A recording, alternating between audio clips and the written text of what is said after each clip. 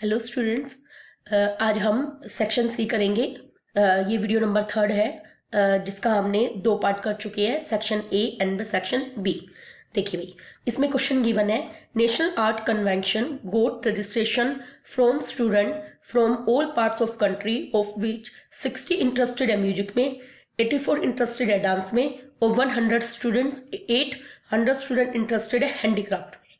आपको culture exchange करवाना है, तो ऑर्गेनाइजेशन चाहता है कि मिनिमम नंबर ऑफ ग्रुप्स आए, कि ईच ग्रुप में interested student sem art form के हो जाए।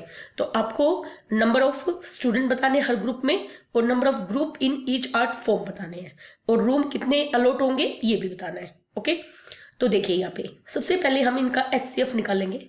हमें एचसीएफ निकालना है 60, 84 एंड 108 का। देखिए इसका एचसीएफ निकालने का ये शॉर्टकट मेथड लगाएंगे, यूक्लिड डिवीजन लेमा।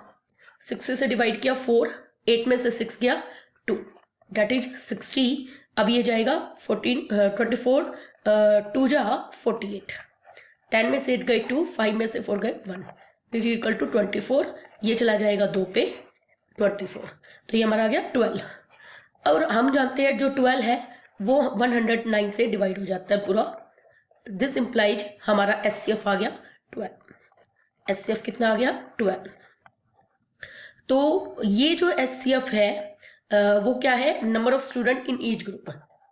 अब हम बताएंगे number of students in each group. देखिए पहले वाले में कितने हैं 60 को 12 से डिवाइड कर दो, तो ये कितना आ गया 5। तो इसका मतलब म्यूजिक में इंटरेस्ट लेने वाले कितने हो गए, म्यूजिक में इंटरेस्ट लेने वाले हो गए 5। इसी तरीके से मुझे अगला बताना है, देखिए म्यूजिक के बाद था डांस। डांस स्टूडेंट्स कितने हो जाएंगे, डांस स्टूडेंट्स 60, हम अगला है 84 डिवाइड बाई 12, ये कितना आ जाएगा 7। अगला आ जाएगा डांस के बाद हमारे हैं हैंडीक्राफ्ट में, हैंडीक्राफ्ट स्टूडेंट्स। हैंडीक्राफ्ट स्टूडेंट्स में आ जाएंगे हमारे 108 divide by 12, that is equal to 9। Okay, हाँ जी, मैंने आपको बताया था डांस स्टूडेंट हो जाएंगे अपने 7। नाउ हमें टोटल रूम्स बताना है, तो टोटल रूम्स के लिए आप क्या करोगे, सबको ऐड कर दोगे। देखिए 5 + 7 प्लस में 9 कितने हो जाएंगे, 7 और 5 12 और 9 21 रूम्स आपके टोटल हो जाएंगे। ओके, बहुत ही काफी इजी क्वेश्चन था, सिर्फ यूक्लिड डिवीजन लेमा का में यूज करना था। देखिए अब हम देखेंगे नेक्स्ट क्वेश्चन। बेटा मैं आपकी काफी स्मॉल टाइम की वीडियो बना रही हूँ, ताकि आपको देखने में बोरिंग भी ना लगे और आप सेक्शन वाइज इसको कर पाए। देखिए अब हम करेंगे नेक्स्ट क्वेश्चन।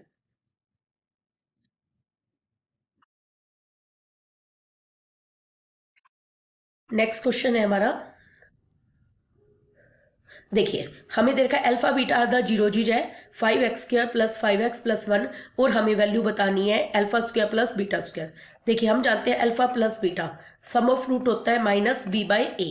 तो यहाँ पे a कितना है 5, b कितना है 5 और c कितना है 1। ठीक है, सम ऑफ जीरो का फॉर्मूला होता है -b/a, तो -5 divide by 5 that is equal to -1। Alpha गुना बीटा होता है प्रोडक्ट ऑफ जीरो, जिसका फॉर्मूला होता है c/a, तो 1/5 आ गया। अब मुझे बताना है α² + β²। अब मुझे एक बात बताइए, अल्फा प्लस बीटा का अगर मैं होल स्क्वायर करूं वो क्या होगा, α² + β² प्लस में 2 अल्फा बीटा, और हमें वैल्यू सिर्फ इसकी बतानी है α² + β²। मैं 2 अल्फा बीटा को इस साइड ले आऊंगी, alpha plus β² minus 2 alpha beta that is equal to हो जाएगा α² प्लस में β²। अल्फा प्लस बीटा की वैल्यू कितनी है -1, -1 का स्क्वायर -2 मल्टीप्लाई अल्फा बीटा की वैल्यू है 1/5, ये आ जाएगा -1 का स्क्वायर 1 -2/5। एलसीएम अगर मैं लूंगी तो ये 5 एलसीएम, 5 में से 2 गया तो ये आ जाएगा 3/5। ये आपका हो जाएगा फर्स्ट पार्ट का आंसर। देखिए नेक्स्ट पार्ट है हमारा, हमें नेक्स्ट पार्ट करना है अल्फा की पावर -1 प्लस में बीटा की पावर -1। इसको लिख सकती हूँ मैं 1/α + 1/β। अगर मैं इसका एलसीएम लूँ, अल्फा बीटा एलसीएम आएगा ये बनेगा beta plus alpha. Alpha plus beta की वैल्यू है -1 डिवाइड बाय अल्फा बीटा क्या प्रोडक्ट की वैल्यू है 1/5। ये 5 ऊपर चला जाएगा तो आएगा -5 आंसर। ये हो जाएगा आपका दोनों पार्ट। ओके, नेक्स्ट क्वेश्चन देखिए। The sum of two digit number and number obtain by reversing the digit is 66। If the digit of the number differ by 2 find the number और how many such numbers are there. हमें ये बताना है।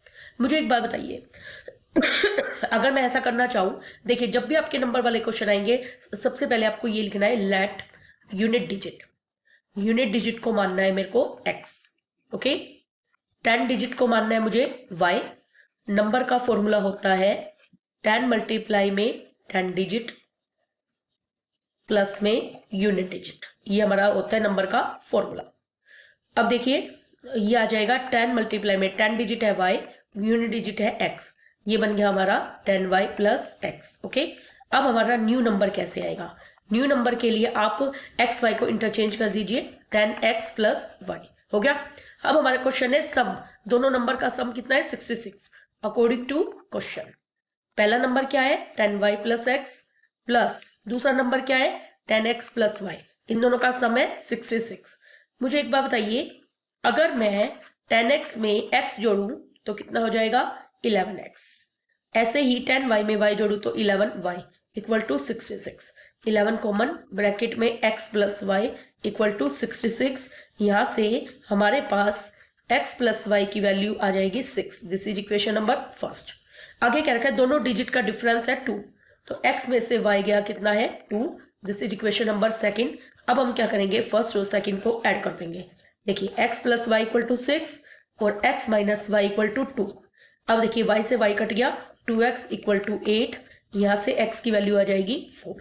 ठीक है, इसको मैं equation first में पुट कर देती हूँ। फ्रॉम फर्स्ट x प्लस में y इक्वल टू 6 है। x की वैल्यू अगर मैं 4 पुट करती हूँ तो y की वैल्यू आ जाएगी 2। मैं इसको यहाँ कर देती हूँ, y की वैल्यू क्या आ जाएगी 2। नंबर में वैल्यू पुट करनी है, नंबर का फॉर्मूला है 10y प्लस x। अब देखिए इसको मैं यहाँ करूँगी 10 इंटू वाई की वैल्यू कितनी है मेरे पास, यहाँ पे y की वैल्यू आई थी मेरी 2 और x आया था 4। 10 टू जा 20 एंड 2 4 ऐड हुए तो 24 आंसर हो गया ये अपना। अब इसे क्या रखा, how many such numbers are there, ऐसे कितने नंबर और हो सकते हैं। हाँ जी, मैंने अभी आपको बताया कि ऐसे कितने नंबर एग्जिस्ट कर सकते हैं। देखिए अपने जो डिफरेंस है मैंने लिख दिया था x minus y equal to 2। अगर मैं इसको y माइनस एक्स लिखूंगी, y माइनस एक्स लिखूंगी तो यहाँ से डिजिट चेंज हो जाएगी। देखिए हमारा नेक्स्ट क्वेश्चन है 2 अपॉन में रूट एक्स प्लस में 3 upon root y equal to 2 and 4 upon में रूट एक्स माइनस के 9 अपॉन में रूट वाई इक्वल टू -1। देखिए जब भी इस तरह के क्वेश्चन होंगे लेट कर लेना, 1 बाई रूट एक्स को p मान लेना और 1 बाई रूट वाई को q मान लेना। ओके, तो ये क्या बना 2p प्लस में 3q इक्वल टू 2। नेक्स्ट बना 4p माइनस के 9q इक्वल टू -1। अब देखिए इसको एलिमिनेशन मेथड से करेंगे, इसको फर्स्ट नाम दे दीजिए, इसको सेकंड। मैं फर्स्ट को 2 से मल्टीप्लाई कर देती हूँ ताकि p इक्वल हो जाए 4p प्लस में 3 2 जा 6q 2 2 जा 4। ये है 4p माइनस के 9q इक्वल टू -1 माइनस ये हो जाएगा प्लस और ये हो जाएगा प्लस, ये कैंसिल 9 और 5 6 हो गए 15 और दिस इज 5। यहाँ से q की वैल्यू आ जाएगी 5/15, कट के आ गया ये 1/3। ठीक है, इसको मैं इक्वेशन फर्स्ट में पुट कर दूंगी। फ्रॉम फर्स्ट 2p प्लस में 3 मल्टीप्लाई q की वैल्यू है 1/3 equal to 2। Now 2p equal to 3 से 3 कैंसिल हो गया, 2 में से 1 गया 1, तो p की वैल्यू आ जाएगी 1/2। अब इन दोनों को हम स्टार इक्वेशन में पुट कर देंगे, इसको मैं स्टार नाम दे देती हूँ। तो फ्रॉम स्टार से हमने देखा 1 by root x equal to है p और p की वैल्यू है 1/2। तो ऑन क्रॉस मल्टीप्लाई 2 बराबर हो जाएगा root x, on squaring both side x की वैल्यू हो जाएगी 4। सिमिलरली सीधे मैं इसको लिख देती हूँ, y की वैल्यू हो जाएगी 9। ठीक है, ये आ जाएगा आपका आंसर। नेक्स्ट हम करेंगे, देखिए नेक्स्ट क्वेश्चन है P A and P B are tangent to a circle centre O from external point P. देखिए ये पी बाहर पॉइंट है, उससे 2 टेंजेंट ड्रॉ करे गए हैं P A and P B, जो कि एंगल 30 बना रहा है with the radius at point of contact. देखिए ये टेंजेंट रेडियस के साथ एंगल बना रहा है यहाँ पे 30 डिग्री। तो इफ द कोड की लेंथ कितनी है हमारे पास 6, ये हमारी कोड है ए बी, इसकी वैल्यू है 6। Find the length of tangent P A and radius O A. ठीक है, अब देखिए आपको पता है एक राइट एंगल ट्राइंगल होना जरूरी है। देखिए वी नो डेट टेंजेंट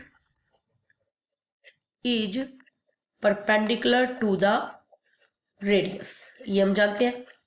तो यहाँ से पी ए टेंजेंट है और ओ ए रेडियस है, इसका मतलब पी ए परपेंडिकुलर किस पे है, ओ ए पे।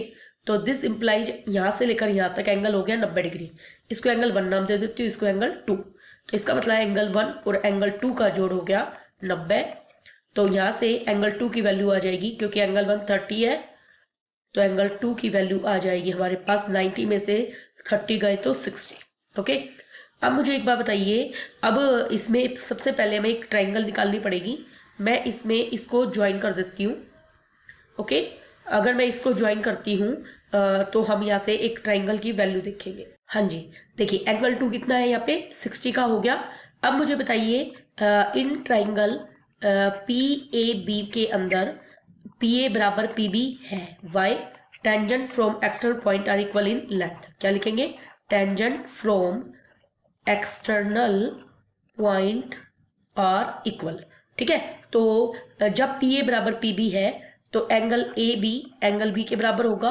हमारे पास जो एंगल ए है मतलब एंगल नंबर 2, इसको 3 नाम दे देते हैं। चलो, एंगल 2 हमारे पास कितना है 60, तो एंगल 2 बराबर होगा एंगल 3 के, तो ये भी हो जाएगा 60। और मैं लिखूंगी in triangle P A B के अंदर एंगल पी, एंगल ए और एंगल बी का जोड़ कितना आएगा 180। हमारे पास एंगल पी हमें निकालना है, ये भी 60 है प्लस ये भी 60 है, इक्वल टू 180। तो यहाँ से एंगल पी की वैल्यू आ जाएगी 180 minus 120 that is equal to 60। ये हमारे पास 60 हो गई। तो इसका मतलब ये कैसी ट्राइंगल होगी, इक्विलेटरल।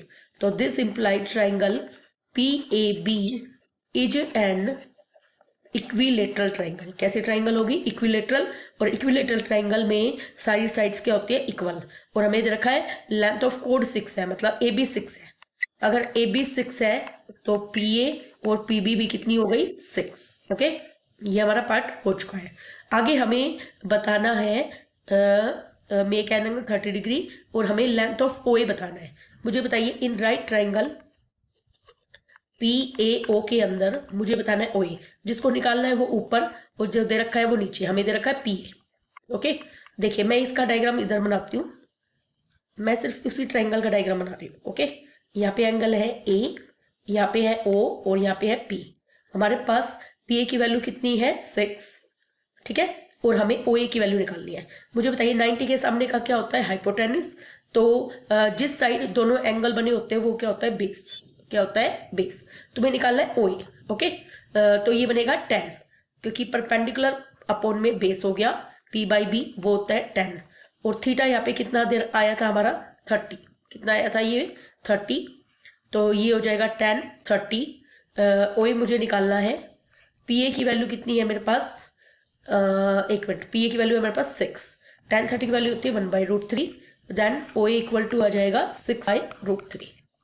देखिए आपको जैसे ये ओ मैंने अभी फाइंड आउट नहीं किया, आप कर सकते हो कैसे, एंगल पी और एंगल ओ का जोड़ 180 होता है। ठीक है, तो एंगल पी हमारे पास 60 आ चुका था, एंगल ओ बराबर 180, तो यहाँ से एंगल ओ निकालोगे आप 120 और ये इसका आधा 60 होएगा। सॉरी, यहाँ पे 60 करना है, tan 60। हाँ, tan 60 की वैल्यू √3 यूज करनी है हमें। क्या यूज करनी है, √3। ओके, इसको ठीक करना, 6√3 आपकी ये रेडियस हो जाएगी। ओके, ये आपका क्वेश्चन हो चुका है। नेक्स्ट क्वेश्चन करेंगे अब। हाँ जी, आपका ये क्वेश्चन मैं आपका करवा चुकी हूँ।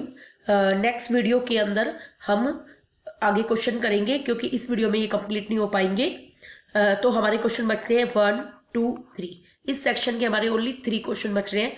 आपने देखा कि मैंने 15 मिनट्स के अंदर कितने क्वेश्चन अटेम्प्ट किए हैं, यहाँ पे 1 2 3, देखिए और पार्ट भी अटेम्प्ट किया है 4 5 क्वेश्चन मैंने अटेम्प्ट किया है। तो मतलब एक क्वेश्चन को मैं ओनली 3 मिनट्स दे रही हूँ।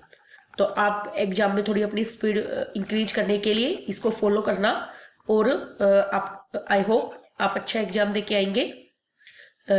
Thank you very much.